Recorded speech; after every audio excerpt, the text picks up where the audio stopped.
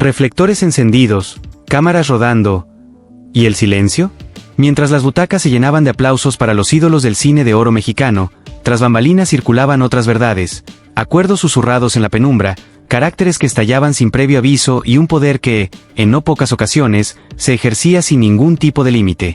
Lo que vas a escuchar no es la cara luminosa que quedó grabada en las marquesinas, es la otra cara de esa misma postal. Hoy abrimos la carpeta que incomoda, figuras que el público adoró, pero que lejos del set dejaron tras de sí un rastro de controversia, abuso de poder y contradicciones que hasta hoy generan discusión. Si pensabas que ya los conocías, agárrate, lo que viene a continuación va a cambiar para siempre la manera en que ves sus películas. Mario Moreno Cantinflas, el ícono frente al poder. Dentro de la pantalla era el pelado sin fortuna pero lleno de astucia, capaz de darle la vuelta al poderoso con solo un juego de palabras. Fuera de cuadro, quienes lo cuestionan lo describen de manera distinta, un negociador nato, con acceso a los círculos donde se repartían presupuestos, concesiones y favores políticos.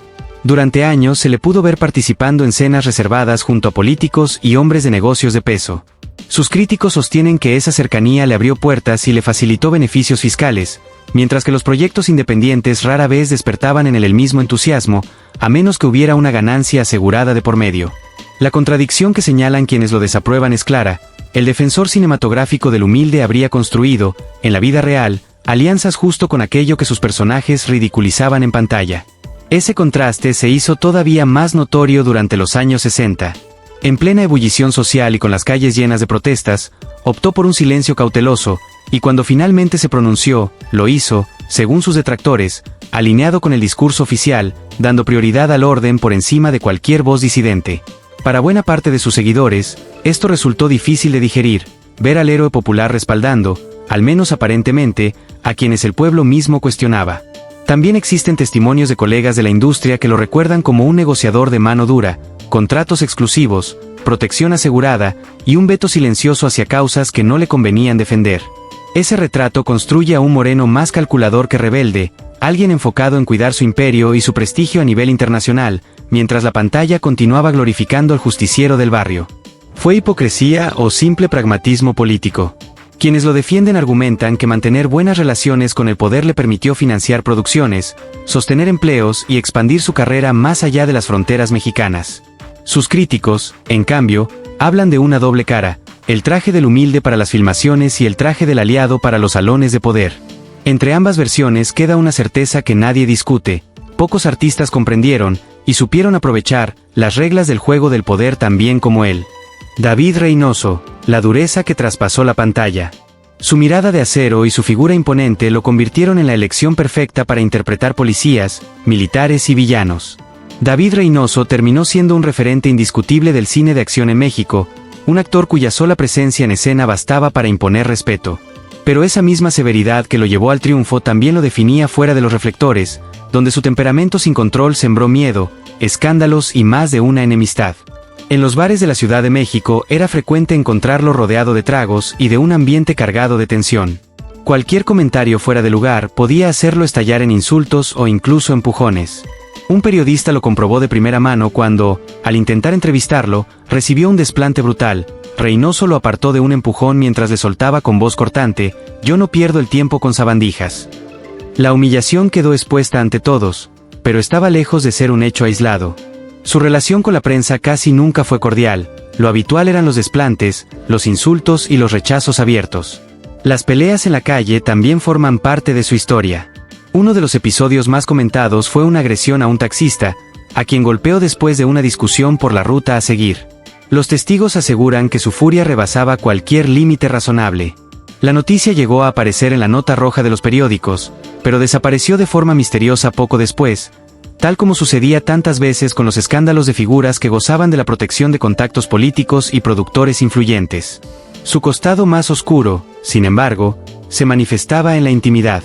Una expareja confesó que Reynoso tenía arranques de ira tan violentos que ella se veía obligada a encerrarse en habitaciones para protegerse de él. Jamás hubo una denuncia formal, pero los pasillos de la industria todos sabían que enfrentarlo en un mal momento era peligroso. El silencio se imponía más por temor que por respeto genuino. Lo más inquietante es que él mismo parecía disfrutar de esa reputación. En una entrevista, cuando le preguntaron por su carácter incontrolable, respondió con un cinismo helador: si me temen, es porque lo merecen. Una frase que sonaba menos a justificación y más a amenaza directa. Así, Reynoso no solo permanece en la memoria como el villano de rostro implacable en el celuloide, sino también como un hombre que convirtió su propia vida en un espejo de sus papeles, golpes, intimidaciones y un legado marcado por el miedo que provocaba. Mauricio Garcés, el galán que confundió conquista con poder. Traje impecable, perfume costoso, cigarro entre los dedos y frases que quedaron para la posteridad. Así se presentaba Mauricio Garcés en pantalla, el seductor definitivo, el hombre que parecía dominar el arte de la conquista como nadie más. Las mujeres suspiraban con solo verlo entrar en escena y los hombres buscaban imitar su estilo como modelo de sofisticación. Pero detrás de esa fachada de caballero irresistible se ocultaba una obsesión peligrosa. Garcés no toleraba el rechazo, y su vida privada terminó siendo un desfile de conquistas forzadas, chantajes y humillaciones que el público jamás llegó a conocer. En las fiestas privadas de productores y empresarios, él siempre acaparaba las miradas. Pero no por su carisma, sino por la incomodidad que provocaba entre las actrices más jóvenes, que preferían mantenerse lejos de él. Sabían que acercarse demasiado significaba exponerse a sus insinuaciones constantes.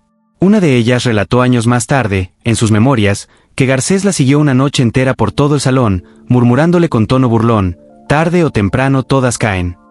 Ella logró escapar, pero no antes de escuchar la amenaza que él dejó caer: «Si sigues haciéndotela difícil, jamás tendrás un papel importante». Lo que muchos consideraban simples ocurrencias de galán eran, en el fondo, abusos disfrazados de seducción. En una entrevista de los años 70 soltó una frase que en su momento pareció graciosa, pero que hoy resulta escalofriante: «Yo no conquisto, yo convenzo». No existe mujer que no tenga un precio.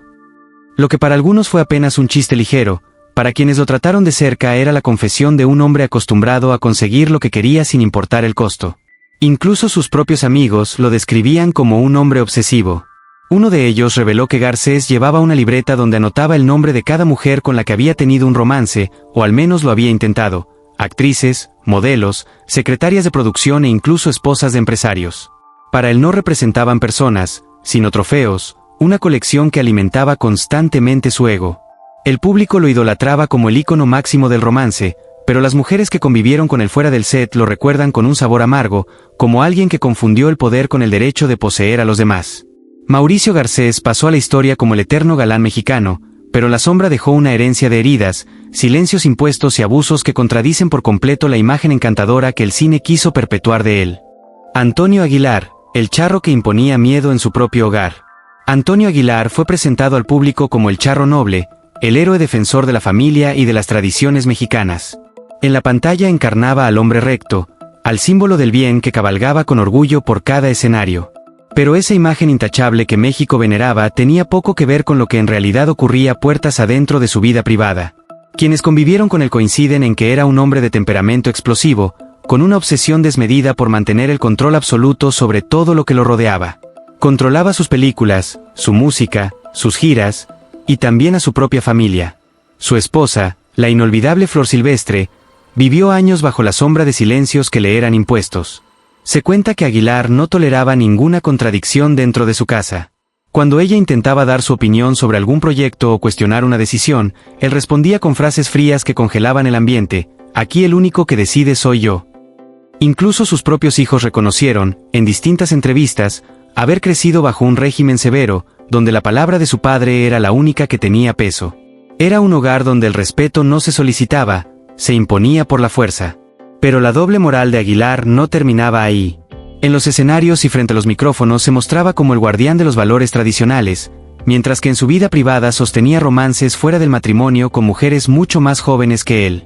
Durante las giras no era raro verlo acompañado de asistentes femeninas que, según los rumores de la época, no estaban ahí únicamente por cuestiones de trabajo. Una de ellas confesó años después que Aguilar llegó a decirle con total frialdad: «Nadie te va a creer si hablas. Yo soy la imagen de México».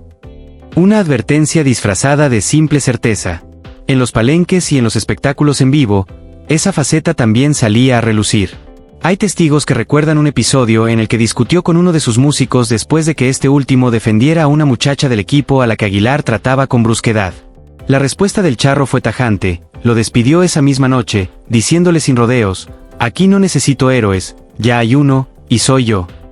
Ese músico jamás volvió a conseguir trabajo dentro del medio artístico. Así, Antonio Aguilar quedó grabado en la memoria colectiva como el charro más querido de México, el hombre que representaba la tradición y el orgullo nacional. Pero entre bambalinas, su figura proyectaba en realidad un modelo de miedo, obediencia forzada y silencio que muchos prefirieron callar durante décadas enteras. Pedro Armendáriz, el galán temido tras las cámaras. Pedro Armendáriz es recordado como uno de los grandes símbolos de masculinidad del cine de oro mexicano. Su voz grave, su porte imponente y esa mirada penetrante lo llevaron a triunfar en Hollywood y a consagrarse como uno de los galanes más respetados de su generación. En la pantalla encarnaba la valentía y la hombría. Sin embargo, fuera de las cámaras, esa misma fuerza se transformaba en un carácter explosivo, controlador y en muchas ocasiones, aterrador.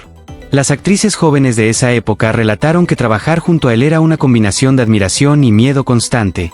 Con frecuencia la citaba en su camerino bajo el pretexto de repasar escenas, pero lo que comenzaba como un ensayo de guión terminaba convirtiéndose en presión psicológica y exigencias de obediencia total. Una de ellas, cuyo nombre nunca se reveló por temor a represalias, confesó que Armendáriz llegó a tomarla del rostro con brusquedad, apretándole la mandíbula mientras la advertía en voz baja: «Nunca me vuelvas a fallar frente a nadie». Aquella experiencia la marcó para siempre, haciéndole entender que enfrentarse a él significaba cerrarse todas las puertas dentro de la industria. Pero no todas guardaron silencio. Dolores del Río, una de las actrices más importantes del cine mexicano, fue de las pocas que se atrevió a desafiarlo abiertamente. Hay testigos que recuerdan un rodaje en el que Armendáriz, furioso por un comentario, la señaló con el dedo frente a todo el equipo y le gritó: «Tú no me vas a decir cómo se hacen las cosas. Aquí mando yo». La producción entera se quedó en silencio absoluto. Dolores, con toda la elegancia que la caracterizaba, respondió con firmeza: «Ni aquí, ni en ningún lugar manda sobre mí». Fue uno de los pocos momentos en que alguien logró plantarle cara sin retroceder. Su temperamento no se limitaba únicamente a las mujeres. Con sus compañeros varones también era implacable. Durante el rodaje de La Perla, perdió la paciencia con un actor de reparto que había olvidado una línea, y lo empujó con violencia contra una pared. Emilio "El Indio" Fernández, director de la cinta, tuvo que intervenir personalmente, aunque terminó cediendo de igual forma a los caprichos del actor. Ese poder de intimidación solo reafirmó en Armendáriz la idea de que nadie se atrevería jamás a ponerle un alto. Así, mientras el público lo veneraba como un héroe de la pantalla grande, entre bastidores Pedro Armendáriz era visto como un hombre de carácter indomable, cuyo respeto se confundía constantemente con el miedo. Un galán que imponía su voluntad tanto dentro como fuera del set, y cuya sombra de autoritarismo todavía resuena en los pasillos de la historia del cine mexicano. Luis Aguilar, del charro simpático al hombre que no sabía controlarse. Luis Aguilar, conocido popularmente como el Gallo Giro, fue uno de los grandes ídolos del cine mexicano. Su voz potente, su sonrisa franca y su carisma natural lo transformaron en el charro alegre que todos admiraban desde la pantalla. Representaba la picardía, la amistad y la gallardía propias del hombre de pueblo. Sin embargo, detrás de esa imagen luminosa, Aguilar ocultaba una vida marcada por los excesos y un vicio que terminó por destruir su reputación: el alcohol. Para el público, beber tequila formaba parte del personaje, casi como un accesorio más del charro que cantaba y reía sin parar. Pero en la vida real, la bebida se convirtió en una sombra que lo perseguía a todas partes. En las fiestas privadas era común verlo perder el control por completo. Entre carcajadas que pronto se transformaban en insultos, Aguilar humillaba a sus colegas y provocaba peleas con completos desconocidos. Su temperamento se agudizaba con cada copa que tomaba. Un productor de la época confesó en sus memorias que durante un rodaje tuvo que contratar seguridad adicional, pues Aguilar llegaba en estado de ebriedad a los sets y comenzaba discusiones con técnicos y actores por igual. En otra ocasión, durante una reunión en casa de Germán Valdés Tintán, los testigos lo vieron interrumpir de manera grosera una conversación, lanzando críticas contra actores jóvenes a quienes calificó de mediocres. El ambiente se tensó tanto que Tintán, con el ingenio que lo caracterizaba, intentó calmarlo diciéndole: «Luis, cantas mejor de lo que insultas». La frase quedó como una anécdota célebre dentro del gremio, pero Aguilar jamás ofreció una disculpa. Lo más preocupante era la manera en que su comportamiento afectaba a las mujeres que lo rodeaban. Varias actrices reconocieron en privado que evitaban coincidir con él en reuniones sociales, pues cuando bebía se volvía insistente, invasivo e incapaz de aceptar un no como respuesta válida. Lo que para el público era un charro simpático y caballeroso, para muchas mujeres representaba un hombre incómodo y hasta temible de tener cerca. El alcohol no solo deterioró su vida personal, sino también su carrera artística.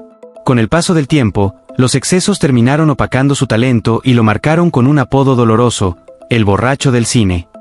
Una etiqueta que eclipsó en parte el legado artístico de un hombre que pudo haber sido recordado únicamente por su voz y su presencia en pantalla, pero que terminó cargando con la sombra de sus propios demonios internos. Arturo de Córdoba, el maestro de la manipulación. Arturo de Córdoba fue uno de los galanes más elegantes y sofisticados del cine de oro mexicano. Su porte impecable, su dicción precisa y ese aire intelectual lo convirtieron en el favorito para interpretar a hombres atormentados, irresistibles y envueltos en misterio. Frente a las cámaras era sinónimo de refinamiento, de magnetismo, de talento puro. Pero tras esa imagen perfecta se escondía un hombre que sabía usar esa misma intensidad para manipular a quienes lo rodeaban. Era famoso por su habilidad para envolver a cualquiera con solo sus palabras. Con un tono grave y convincente, lograba que los directores perdonaran sus retrasos, que los productores cedieran ante sus caprichos e incluso que le aumentaran el sueldo sin mayor justificación de por medio. Un veterano camarógrafo relató una anécdota reveladora. Durante una filmación, Arturo llegó con 2 horas de retraso. El director, molesto, lo enfrentó, pero de Córdoba respondió con una sonrisa: «El tiempo sin mí es tiempo perdido». La producción, lejos de sancionarlo, terminó ajustando el horario entero para complacerlo. Esa era la fuerza real de su personalidad. En el terreno sentimental, su lado oscuro se mostraba con toda crudeza.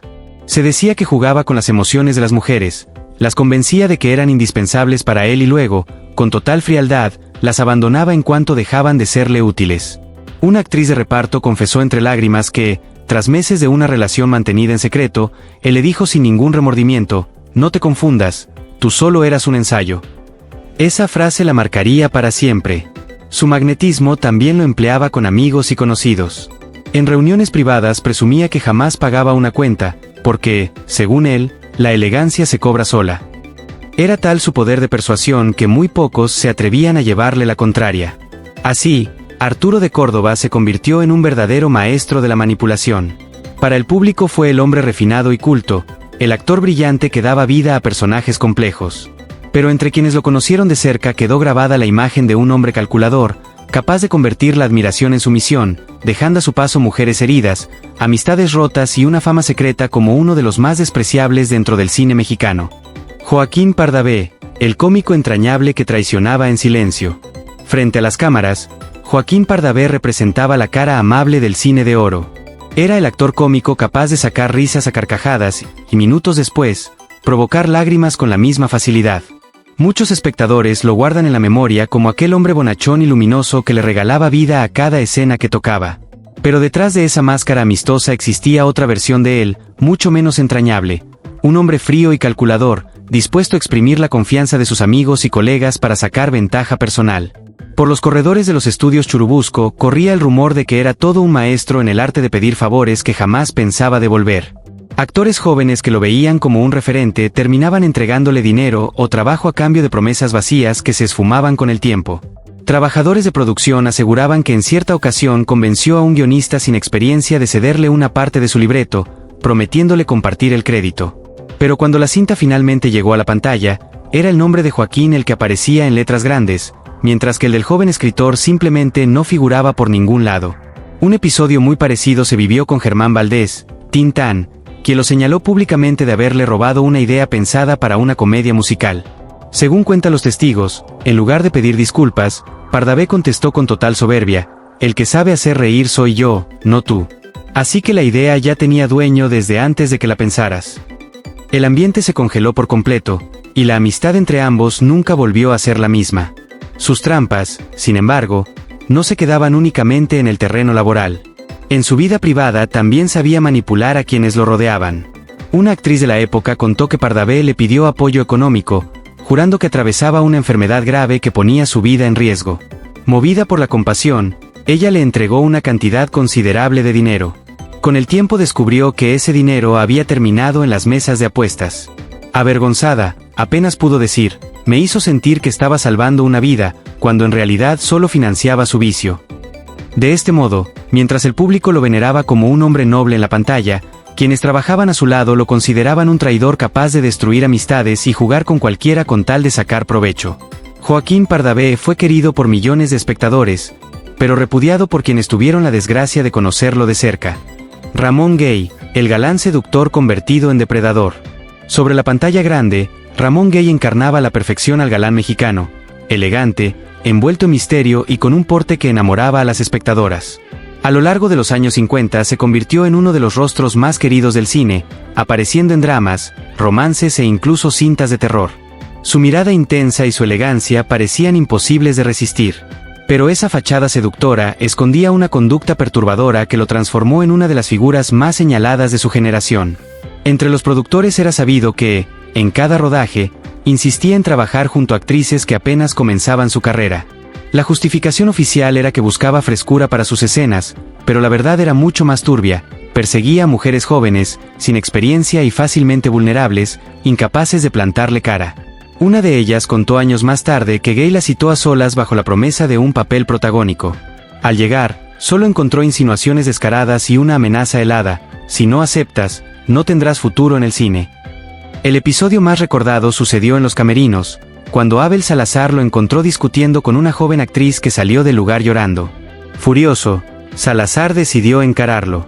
Ramón Gay, sin inmutarse, lanzó una frase que dejó a todos en silencio: así funciona este medio. El que no soporta la presión, se queda fuera. Aquella joven jamás volvió a tener un protagónico.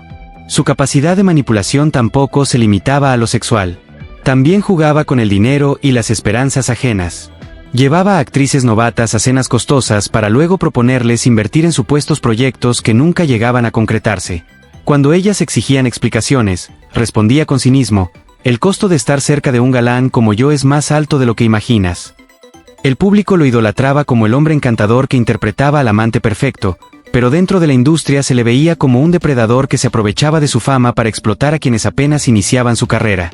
Ramón Gay construyó, sobre la pantalla, el legado del galán irresistible, pero fuera de ella dejó heridas y desconfianza, convirtiéndose en el ejemplo de cómo el poder y el ego pueden corromper incluso al actor más admirado. Julián Soler, el ídolo de apellido poderoso y negocios turbios. Llevar el apellido Soler era, en sí mismo, sinónimo de prestigio dentro del cine mexicano. Julián Soler, actor y director, se ganó el respeto del público gracias a un talento versátil que lo llevaba con soltura entre la comedia, el drama y la dirección. Para el espectador promedio era un hombre íntegro, el heredero natural de un apellido intachable. Pero entre bambalinas, su reputación tenía un matiz mucho más sombrío, el de un hombre frío y calculador que utilizaba la confianza de sus colegas como una moneda más de intercambio. Durante los años 50, cuando varios actores buscaban desprenderse de las grandes productoras, Soler se presentó como una especie de salvador. Ofrecía sociedades, proyectos compartidos y películas que, según él, traerían libertad artística. Jóvenes actores llenos de ilusiones confiaron en su palabra y pusieron dinero de por medio. Sin embargo, esos proyectos nunca vieron la luz. Cuando reclamaban explicaciones, él respondía con evasivas, peor todavía, con comentarios altaneros que dejaban ver su cinismo. Una de las frases más recordadas fue: el que invierte en mí, gana, aunque no lo entienda todavía. El episodio más sonado se dio cuando el actor Rafael Valedón lo confrontó públicamente por dinero invertido en una producción que resultó ser inexistente. Según los testigos, Julián simplemente encendió un cigarro y, con frialdad absoluta, le respondió: así es este negocio. Los ingenuos pagan para que los listos ganemos. Esa frase se propagó rápidamente entre pasillos, dañando de manera irreversible su imagen frente a sus colegas. Tampoco frenaba su avaricia ante los más indefensos. Extras, maquillistas y técnicos denunciaban en privado que ajustaba los pagos a su conveniencia, quedándose con una parte de los presupuestos que les correspondían. Aún así, nadie se atrevía a alzar la voz. Su apellido y sus contactos lo blindaban de cualquier consecuencia. Resulta irónico que en la pantalla solía interpretar a hombres rectos, personajes honorables que defendían causas justas. En la vida real ocurría exactamente lo contrario: alguien que se valía del peso de su apellido para enriquecerse a costa de los demás. Así, Julián Soler quedó en la historia como un gran actor y director, sin duda, pero también como un empresario del cine al que muchos, en la intimidad, tildaban de traidor y corrupto. Un hombre que, con sus propios actos, manchó la grandeza de un apellido respetado por generaciones. Manolo Fábregas, el señor teatro y sus secretos silenciados. Para el gran público, Manolo Fábregas representaba elegancia y refinamiento en estado puro. Con su porte impecable, su voz educada y un profesionalismo fuera de discusión, se convirtió en uno de los galanes más apreciados tanto del cine como del teatro mexicano. Lo apodaban el Señor Teatro, un título que parecía definirlo con exactitud. Pero tras esa imagen distinguida se escondía una red de rumores, secretos y silencios cómplices que jamás llegaron a los titulares de la prensa. En los círculos más reservados del espectáculo, Fábregas tenía fama de valerse de su estatus de estrella para sostener relaciones ocultas con aspirantes al medio artístico. Las actrices jóvenes y debutantes eran las más expuestas. Varias de ellas, en confianza, relataron que les prometía abrirles las puertas del teatro y del cine, a cambio de favores que poco tenían que ver con su talento actoral. Una de esas mujeres, años después y entre lágrimas, recordó las palabras que le susurró una noche: «El escenario será tuyo, si primero me perteneces a mí». En una ocasión, aquella máscara de discreción estuvo a punto de desmoronarse. Ignacio López Tarso, su compañero y amigo, entró sin avisar a un camerino y lo sorprendió en una situación comprometedora con una actriz que apenas daba sus primeros pasos en la profesión. Molesto, López Tarso lo encaró. Pero Fábregas, lejos de mostrar arrepentimiento, respondió con frialdad y cinismo: «Esto no es abuso, es parte del aprendizaje». La joven abandonó el lugar entre lágrimas y jamás volvió a trabajar con él. ¿Cómo consiguió que estas historias nunca vieran la luz pública? La respuesta estaba en sus conexiones. Su cercanía con dueños de teatros, críticos influyentes y directores de revistas lo protegía de cualquier escándalo. Las notas incómodas desaparecían de forma misteriosa de los periódicos, las fotografías comprometedoras eran compradas antes de ser publicadas, y cualquier intento de denuncia terminaba reducido a un murmullo apagado. De esta manera, mientras el público lo recordaba como un hombre de cultura y disciplina, tras bambalinas Manolo Fábregas utilizaba el prestigio y la admiración de sus seguidores como herramientas de control. Convirtió la devoción del público en un escudo que lo mantuvo protegido durante años frente a acusaciones que el cine de oro nunca quiso sacar a la luz. Un ídolo sobre el escenario, pero un hombre cuestionado en la sombra.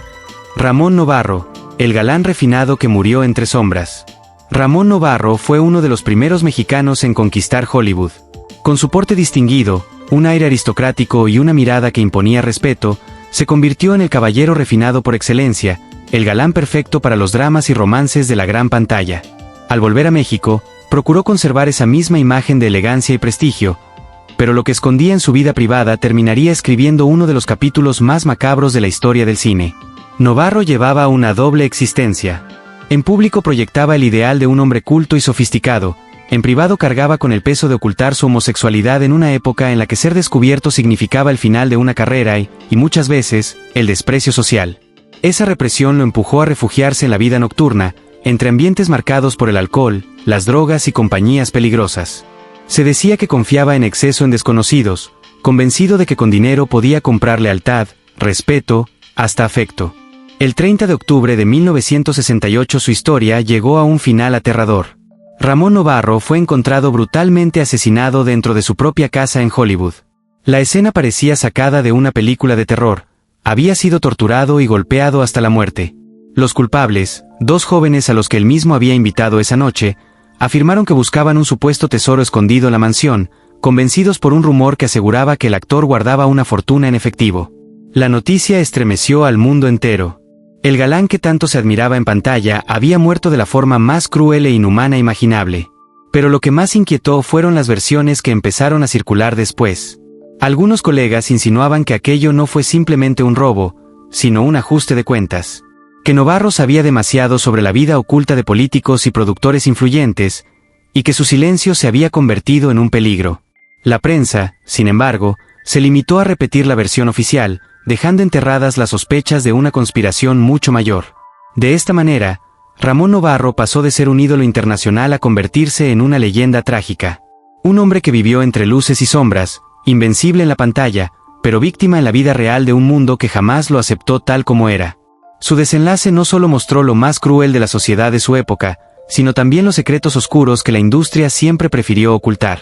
Jorge Mistral, el galán atrapado por las deudas y la desesperación. Jorge Mistral, nacido en España pero convertido en uno de los grandes galanes del cine mexicano, encarnaba la imagen del hombre elegante y cosmopolita. Con su porte extranjero, su mirada intensa y su voz profunda, conquistó a las audiencias durante los años 50, protagonizando historias de amor y drama que parecían escritas a su medida. Para el público era el símbolo del romanticismo en pantalla, pero detrás de esa fachada guardaba un secreto que lo devoraba por dentro, una vida marcada por las deudas, las apuestas y la desesperación. Su forma de vida no correspondía con lo que realmente ganaba. Vestía trajes finos, manejaba autos de lujo y frecuentaba los clubes más exclusivos, pero todo aquello costaba mucho más de lo que cualquier actor mexicano podía sostener con su sueldo. Para mantener esa apariencia, Mistral comenzó a moverse entre los círculos más turbios de la capital, apuestas clandestinas, préstamos usureros y vínculos con personajes del bajo mundo. Los rumores no cesaban. Se comentaba que gastaba dinero que no tenía, y que tarde o temprano alguien le cobraría la cuenta. Una de las anécdotas más repetidas cuenta que, en un club nocturno de la colonia Roma, fue encarado por un conocido mafioso que, frente a todos, le gritó: «A tus fans los podrás engañar, pero a mí me pagas o no trabajas más». La escena jamás apareció en los periódicos, pero corrió como fuego entre actores y productores, quienes comprendieron que Mistral jugaba un juego demasiado peligroso. Lo más doloroso fue que su desesperación lo llevó a aprovecharse incluso de quienes confiaban ciegamente en él. Una actriz de reparto confesó años después que Mistral le pidió dinero prometiéndole un papel en una película. Ilusionada, ella aceptó, pero ese papel nunca llegó. Cuando se atrevió a reclamarle, él respondió con frialdad: «Considéralo una inversión en tu carrera, aunque no lo veas reflejado ahora». Esa traición dejó una marca profunda en la joven, que terminó abandonando el medio artístico. El final de Jorge Mistral fue tan trágico como inevitable. Hundido en una espiral de amenazas, deudas y depresión, ya no logró sostener la doble vida que llevaba. En 1972, sin encontrar salida, decidió quitarse la vida. La versión oficial habló de problemas emocionales, pero entre los pasillos de la industria se murmuraba que la presión había sido excesiva, que las deudas y amenazas eran ya insoportables, y que su suicidio fue también un grito desesperado de auxilio. De esta manera, el hombre que en pantalla representaba al galán internacional terminó sus días atrapado entre la ambición, el crimen y sus propios fantasmas. Jorge Mistral quedó en la historia como símbolo de éxito, sí, pero también como recordatorio de cómo la fama puede convertirse en la máscara de una vida hecha pedazos. Carlos López Moctezuma, el villano en pantalla, y fuera de ella. Carlos López Moctezuma es recordado como uno de los antagonistas más imponentes del cine de oro. Su rostro severo, su voz áspera y su presencia intimidante lo transformaron en el villano perfecto, aquel que el público odiaba con pasión en pantalla, pero cuya calidad interpretativa nadie podía cuestionar. Lo inquietante, sin embargo, es que ese personaje no se quedaba únicamente en la ficción, también se filtraba en su vida cotidiana. Dentro de la industria, Moctezuma tenía fama de carácter inflexible y una habilidad especial para imponer su voluntad. Su cercanía con políticos de alto rango lo hacía prácticamente intocable. Mientras otros actores debían resignarse a lo que se les ofrecía, él podía rechazar papeles, exigir sueldos desmedidos e incluso vetar a compañeros de reparto si algo no era de su agrado. Bastaba una llamada suya para que un proyecto se viniera abajo o para que un productor cambiara de parecer. Los testimonios de sus colegas dibujan un panorama incómodo. En cierta ocasión se le vio salir de un despacho de la Secretaría de Gobernación acompañado de un funcionario de alto nivel. Días después, un actor que había discutido con él quedó fuera de una película sin ninguna explicación. Con evidente cinismo, Moctezuma llegó a comentar entre amigos: «Ser villano en el cine ayuda, pero ser amigo de los de arriba ayuda mucho más». Esa frase, repetida entre pasillos y camerinos, reforzó la imagen de un hombre temido, al que nadie se atrevía a desafiar. Hasta la prensa parecía cuidarlo. Mientras otros colegas eran exhibidos públicamente por sus escándalos, cualquier nota negativa sobre López Moctezuma desaparecía de manera misteriosa de los periódicos. Una actriz de reparto contó años más tarde que, después de acusarlo de trato humillante durante un rodaje, su testimonio nunca se publicó, y poco después dejó de recibir llamadas de trabajo. Así, mientras el público lo admiraba como un actor brillante capaz de darle vida a los villanos más memorables, sus colegas lo recordaban como un hombre capaz de arruinar carreras gracias a sus contactos políticos. Carlos López Moctezuma fue el antagonista perfecto en la pantalla, pero también uno de los personajes más temidos tras bambalinas, un villano que utilizó el poder real para conservar su lugar de privilegio. Wolf Rubinskis, el villano dentro y fuera del set. Wolf Rubinskis, nacido en Letonia y forjado en tierras mexicanas, llegó huyendo de la guerra para reinventarse como luchador, boxeador y, más tarde, actor. Su físico imponente y su mirada desafiante lo convirtieron en el antagonista ideal del cine de oro mexicano. En pantalla resultaba cruel, intimidante y sin escrúpulos, pero lo perturbador es que esa actitud no se limitaba a la ficción, en la vida real también cargaba con un halo de peligro constante. Quienes lo conocieron de cerca recuerdan que era cliente frecuente de cabarets y bares de la capital. Pero no acudía únicamente como espectador, Se decía que ahí cerraba negocios turbios con dueños de antros vinculados a apuestas ilegales y al crimen organizado. Un actor veterano llegó a confesar que lo vio cerrar tratos con personas totalmente ajenas al espectáculo, más bien relacionadas con préstamos y negocios de la sombra. En una ocasión, en un club de la colonia Guerrero, testigos narran que Rubinskis discutió con un empresario que le debía dinero de apuestas. Sin dudarlo, lo tomó del cuello y lo levantó frente a todos, gritándole: «Aquí o en cualquier lugar me pagas, pero conmigo no te atrasas». El hombre, aterrado, pagó esa misma noche. El episodio jamás llegó a los periódicos, pero el rumor se esparció por la industria como pólvora. Con las mujeres, su reputación tampoco era mejor. Varias bailarinas de cabaret contaron que el actor las trataba como si fueran parte de una colección personal. Si alguna se atrevía a rechazarlo, él se encargaba de que ningún empresario volviera a contratarla. Una de ellas declaró años más tarde que Wolf le dijo con voz gélida: «Si no estás conmigo, no estarás con nadie». Más que una simple insinuación, aquello era una amenaza directa. El público lo adoraba como el villano al que todos amaban odiar en la pantalla grande. Pero en la intimidad, sus compañeros lo describían rodeado de violencia, deudas y favores oscuros. Para muchos, Wolf Rubinskis no fue solo un actor de cine, sino un hombre peligroso al que se le tenía respeto y, sobre todo, miedo. Y así, tras recorrer todas estas historias, descubrimos que detrás del brillo del cine de oro se ocultaba un universo entero de sombras. Actores que el público idolatraba como héroes, galanes o símbolos de la tradición mexicana, en realidad llevaban vidas marcadas por la hipocresía, la manipulación, la violencia y los excesos. Cantinflas, que en pantalla defendía al humilde, en la vida real cenaba con presidentes y negociaba privilegios. David Reynoso, que interpretaba villanos, terminó convirtiéndose en uno fuera de cámaras. Mauricio Garcés, seductor en el cine, se transformó en acosador en la intimidad. Antonio Aguilar, símbolo de familia y valores, resultó ser un déspota dentro de su propio hogar. Pedro Armendáriz, el galán recio que intimidaba a actrices y compañeros de reparto. Luis Aguilar, el charro alegre, consumido por el alcohol y la violencia. Arturo de Córdoba, verdadero maestro de la manipulación. Joaquín Pardavé, ídolo cómico en pantalla, pero traidor con sus amigos. Ramón Gay, galán misterioso que se aprovechaba de las debutantes. Julián Soler, que convirtió su propio apellido en un negocio turbio.